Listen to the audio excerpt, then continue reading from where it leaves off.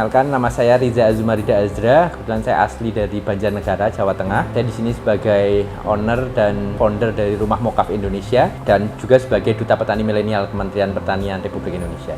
Jadi Rumah Mokaf ini sudah berdiri semenjak tahun 2014 gitu ya. Awalnya kami dan teman-teman itu punya komunitas sosial ya, namanya Sekolah Inspirasi Pedalaman Banjarnegara. Itu kami anak-anak muda di Banjarnegara itu rutin ke desa-desa tiap weekend ya, tiap Sabtu Minggu kita menginspirasi anak-anak yang putus sekolah agar mau melanjutkan ke jenjang yang pendidikan yang lebih tinggi. Karena mengingat Banjarnegara merupakan indeks pembangunan manusianya waktu itu 2014 cukup rendah gitu ya, sehingga kami mencoba menggerakkan anak-anak muda untuk menginspirasi di desa-desa. Nah, pada saat itu ketika kami sedang menginspirasi, ada petani singkong yang menangis di hadapan kita gitu kan, dan ternyata mereka mengadu kalau harga singkong waktu itu 200 perak per kilo gitu. Itu sangat murah sekali sehingga petani singkong itu dibiarkan membusuk di lahan-lahan karena kalau dipanen itu malah jadi tekor istilahnya seperti itu ya. Dan itu ternyata serempak, tidak hanya di satu titik aja tapi hampir seluruh Banjarnegara gitu ya. Nah, dari situlah saya dan teman-teman tergerak hatinya bagaimana bisa menyelesaikan persoalan ataupun permasalahan petani singkong ini gitu. Karena mengingat Banjarnegara merupakan kabupaten penghasil singkong terbesar kedua ya di Jawa Tengah gitu kan. Akhirnya kami mencoba untuk berkonsultasi dengan para pakar-pakar bagaimana bisa menyelesaikan masalah singkong ini gitu. Karena ini hampir serempak dan singkong ada di mana-mana tetapi malah petaninya biarkan tidak sejahtera seperti itu kan. Nah, saya berkonsultasi dengan pakar singkong gitu ya, baik itu akademisi maupun praktisi. Mereka semua menyarankan agar mengolah singkong ini menjadi mokaf. Mokaf itu kepanjangan dari Modified Cassava Flour, istilahnya tepung singkong yang termodifikasi ini sendiri ya, yang memiliki sifat dan karakteristik hampir sama dengan terigu gitu. Nah, dari situ kami mencoba belajar dari nol tentang mokaf itu sendiri. Terus kemudian kami mencoba mencari data gitu. Untuk dasar kami bergerak gitu ya, memberdayakan petani singkong di desa-desa gitu. Nah, ternyata kami memperoleh data bahwa Indonesia merupakan negara penghasil singkong terbesar kedua ya setelah Brazil, sedunia bayangkan. Itu data yang kami peroleh dari Food Agriculture Organization ya. Kami memperoleh data dari itu, terus kemudian kami kulik-kulik apa sih ini persamaannya. Ternyata bisa diolah jadi mokaf dan mokaf memiliki karakteristik sama dengan terigu. Dan kami memperoleh data dari Kemenperin, ternyata Indonesia merupakan pengimpor terigu terbesar pertama. Wah, jadi di dunia ya, bayangkan 100% harus impor karena memang si terigu ini nggak bisa dibudidaya di Indonesia gitu. Meskipun bisa tidak maksimal gitu. Jadi 100% harus impor gandum gitu ya, yang diubah menjadi terigu gitu. Ini kan sangat ironis ya. Di sisi lain dari Sabang sampai Merauke ada singkong, tetapi petani singkongnya bahkan hampir semuanya di bawah kesejahteraan normal gitu ya.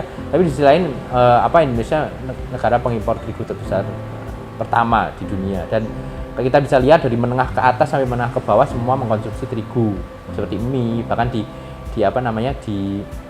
kampung kami, Banjarnegara itu, hampir tiap pertigaan perempatan itu ada pedagang mendoan yang semua orang itu menganggap mendoan sebagai makanan khas, makanan yang dibanggakan, sebagai makanan lokal gitu ya. Tapi ironisnya bahannya salah satunya dari tepung terigu yang impor gitu. Itu kan sangat ironis sekali. Nah, dari situ kami mencoba meng-create Rumah Mokaf Indonesia yang sebagai gerakan sosiopreneur yang mengangkat martabat singkong dan mengangkat kesejahteraan petani singkong. Dari nol kami bisa membuat sendiri mokaf. Akhirnya kami ajarkan ke desa-desa. Banyak petani singkong, pengrajin mokaf, kelompok singkong yang akhirnya kita dampingi untuk membuat mokaf gitu ya. Tapi waktu itu kita benar pure 100% pemberdayaan, 100% sosial. Tidak ada kepikiran sekali untuk bisnis. Setelah kita ajarkan ke desa-desa, banyak petani singkong yang membuat singkong menjadi mokaf, ternyata bukannya menyelesaikan masalah, malah nambah masalah. Karena mereka tidak bisa menjual gitu. Mereka nggak bisa menjual, hanya bisa membuat. Terus karena ini produk baru ya, produk baru yang belum dikenal di masyarakat, perlu edukasi dan effort yang tinggi. Akhirnya kami putuskan untuk membuat rumah besar bernama Rumah Mokaf Indonesia ini yang terdiri dari 3 klaster. Jadi klaster yang pertama adalah petani singkong yang sudah bertahun-tahun menanam singkong gitu ya, tetapi sering banyak ruginya gitu ya, banyak ruginya. Nah, kita dampingi untuk memaksimalkan produktivitas lahan, untuk melakukan integrated farming. Jadi petani singkong ini yang tadinya nanamnya asal-asalan tancap, nggak tahu HPP-nya berapa, marginnya berapa. Sekarang mereka sudah tahu, paham analisa usaha tani dalam artian manajemen lahan, analisa usaha taninya itu udah paham. HPP-nya berapa, tenaganya yang harus dihitung berapa, terus kemudian 1 hektarnya yang harusnya keluar berapa ton itu sudah paham berapa, biar mereka nggak rugi gitu.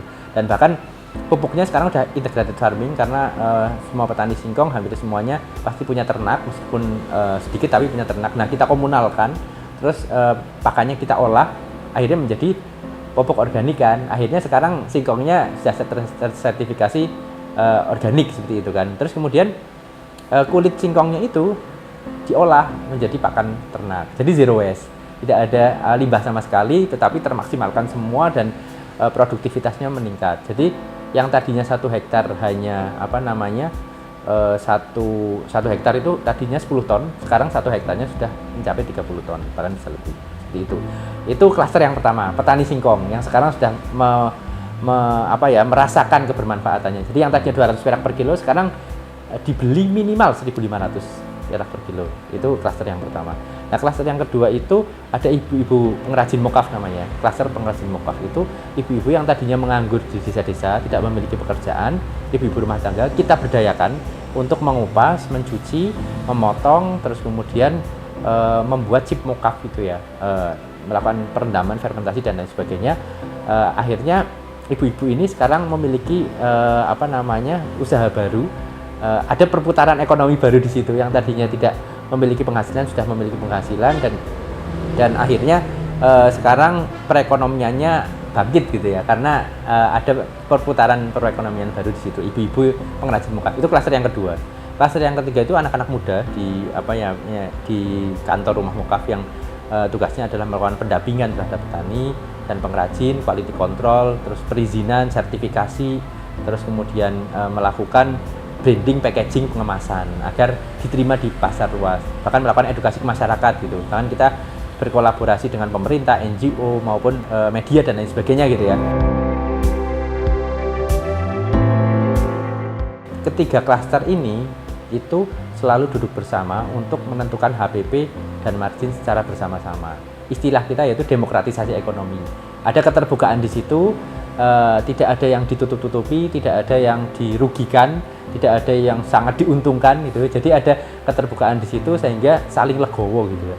Petaninya ya kita sepakati bersama, marginnya kita sepakati bersama, tidak ada yang dirugikan. Bahkan petani tahu harga mokaf yang akan kita ekspor berapa, kita jual ke retail besar berapa gitu, dan harga 1.500 di petani minimal itu pun kita bahas secara bersama-sama. 3 klaster itu seperti itu.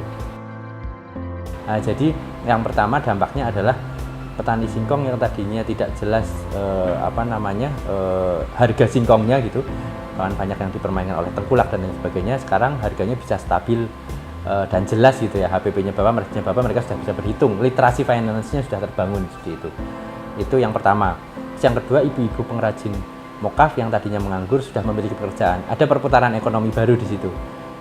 Terus kemudian anak-anak muda yang sebagai garda terdepan yang nantinya akan meneruskan terkait pangan di Indonesia ini, akhirnya sudah mulai mau terjun ke dunia pertanian, karena ternyata singkong aja yang tadinya dianggap sebelah mata tidak menghasilkan gitu kan, makanannya orang-orang pinggiran gitu ya, ternyata ketika diolah, diinovasikan oleh anak-anak muda bisa menghasilkan sesuatu yang bernilai jual tinggi juga gitu, seperti itu. Nah, jadi ada 3 dampak yang terjadi, dan bahkan dampaknya berada di lingkungan juga gitu, karena kita zero waste. Jadi istilah kita di sociopreneur di rumah mokaf ini sendiri, kita boleh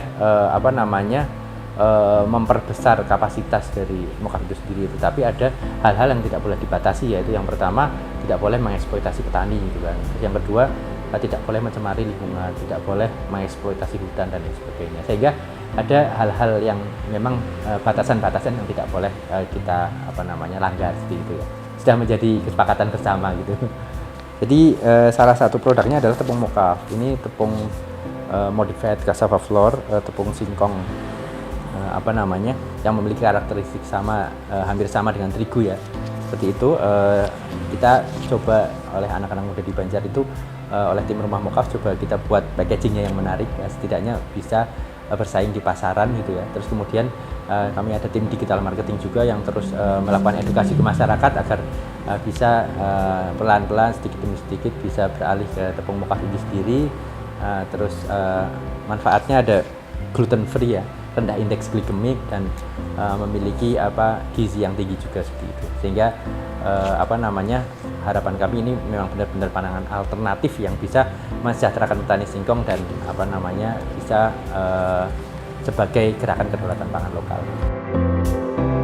Harapan kami, mari kita gerakan kedaulatan pangan lokal di Indonesia. Harapan kami benar-benar Indonesia bisa berdaulat secara pangan, anak-anak mudanya bisa mau untuk terjun ke dunia pertanian, karena pangan ini, kata Bung Karno mengatakan bahwa hidup matinya suatu bangsa adalah di pangannya itu ya. Nah, sehingga pangan ini menjadi suatu hal yang sangat penting bagi kita semuanya, sehingga mari kita generasi milenial terus kemudian anak-anak muda bergerak di dunia pertanian untuk menggerakkan roda kedaulatan pangan gitu ya, kedaulatan pangan, dan Indonesia bisa berdaulat secara pangan.